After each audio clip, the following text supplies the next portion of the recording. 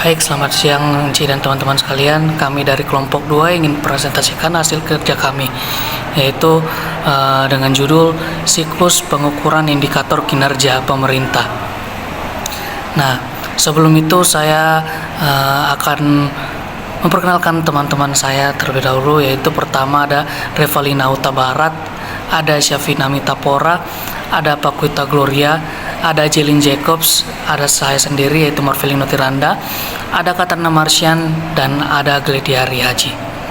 Pengertian indikator kinerja pemerintah.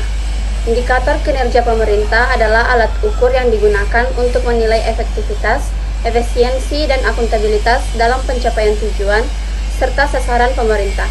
Indikator ini digunakan untuk mengevaluasi apakah kebijakan, program, dan kegiatan yang dilaksanakan telah memberikan hasil yang sesuai dan target yang ditetapkan. Saya akan menjelaskan tentang pengertian indikator kinerja pemerintah. Indikator kinerja dapat dibedakan menjadi beberapa jenis, antara lain yang pertama indikator input, sumber daya yang digunakan dalam suatu program atau kegiatan, misalnya anggaran, jumlah tenaga kerja. Dan yang kedua indikator proses, langkah atau mekanisme dalam melaksanakan program, misalnya jumlah pelatihan yang dilakukan.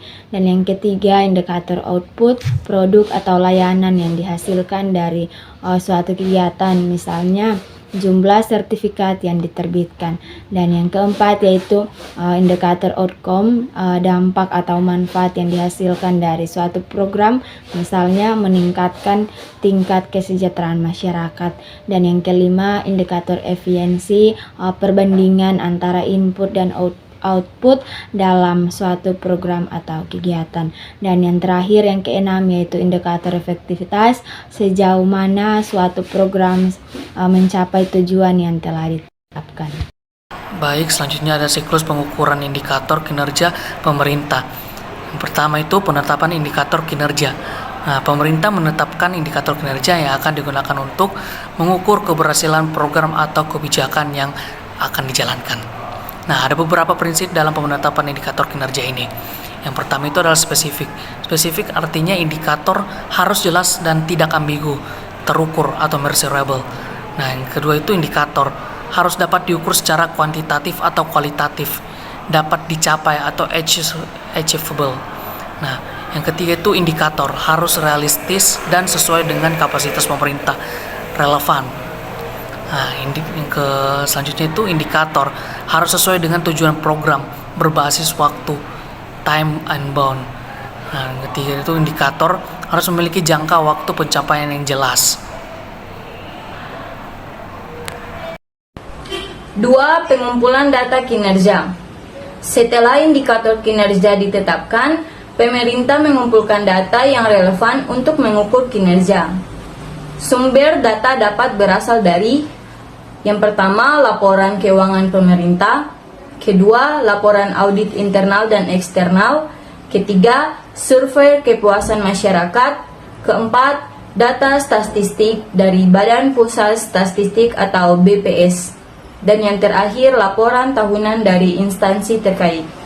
Metode pengumpulan data dapat dilakukan melalui survei, wawancara, observasi, dan analisis dokumen.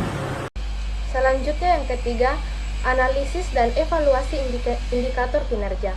Pada tahap ini, data yang telah dikumpulkan dianalisis untuk menilai pencapaian kinerja. Langkah-langkah yang dilakukan yang pertama, membandingkan hasil aktual dengan target yang telah ditetapkan. Yang kedua, mengidentifikasi penyebab keberhasilan atau kegagalan dalam pencapaian target. Lalu yang ketiga, menilai dampak kebijakan berdasarkan data yang tersedia.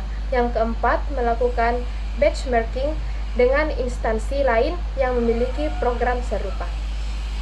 Kita masuk pada bagian keempat, yaitu pelaporan hasil pengukuran. Hasil evaluasi kinerja dituangkan dalam laporan yang digunakan untuk pengambilan keputusan oleh pemangku kepentingan. Laporan ini juga dapat dipublikasi kepada masyarakat sebagai bentuk transparansi dan akuntabilitas.